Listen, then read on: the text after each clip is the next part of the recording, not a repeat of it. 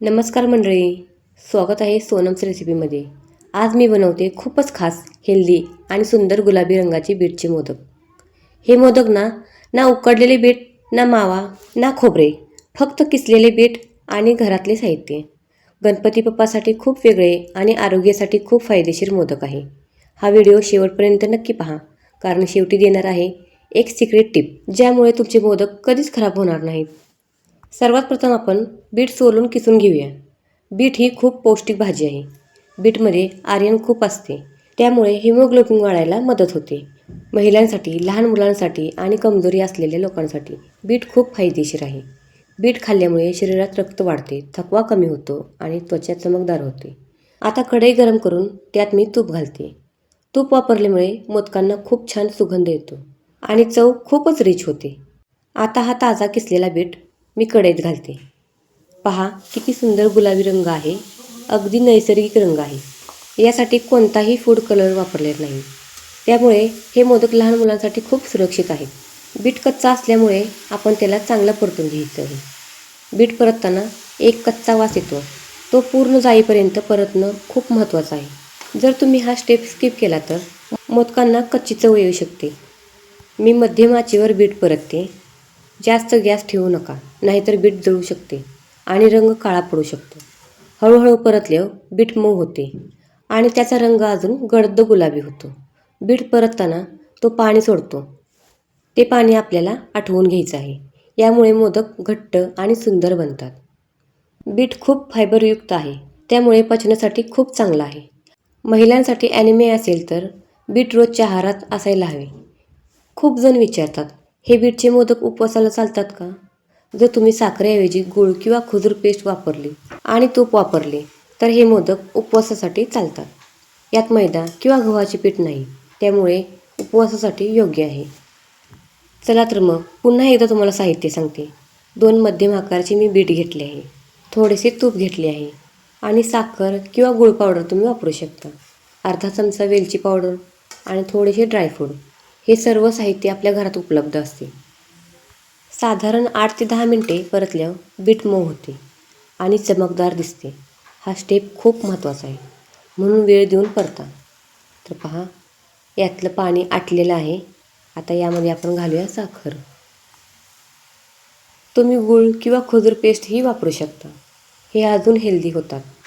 साखर घातल्यावर बीट पाणी सोडते, ते पाणी आपण आटवून घ्यायचं।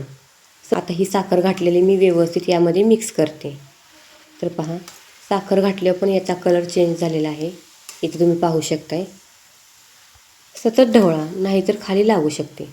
मिश्रण घट्ट आणि गोळा होईपर्यंत शिजवायचं आपल्याला। हे बीटचे मोदक तर आपण बनवतच आहे, तर मी बीटचा अजून एक प्रकार दाखवलेला आहे, बीटचे पराठे।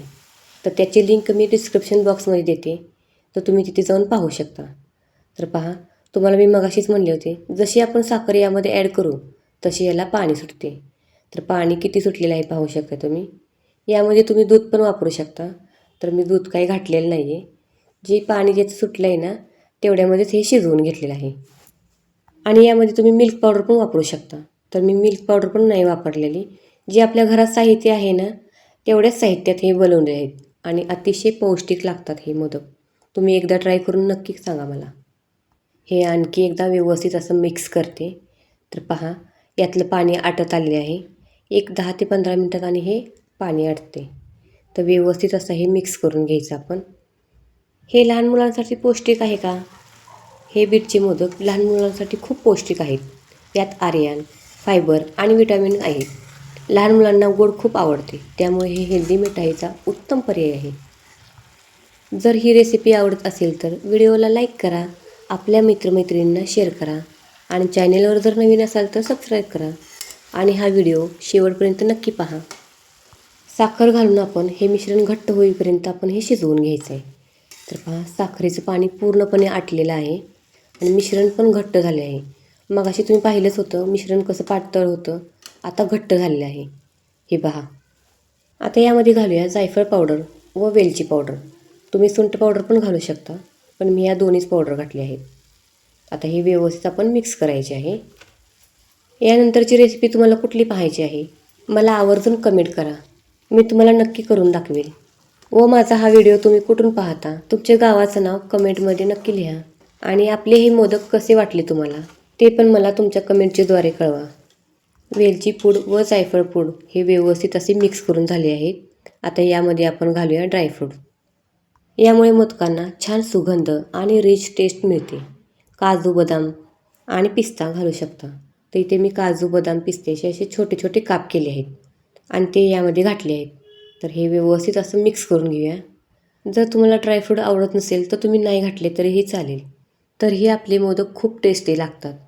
कसं आहे, लहान लहान मुलं आपली काजू, बदाम, पिस्ता खात नाहीत, तर आपण बिना घालता पण करू शकतो. आणि याप्रमाणे जर तुम्ही मोदक जर करून दिले बीटचे, तर लहान मुलांना समजणारच नाही की हे बीटचे मोदक आहेत. तर टेस्ट तर इतकी भारी लागते ना याची.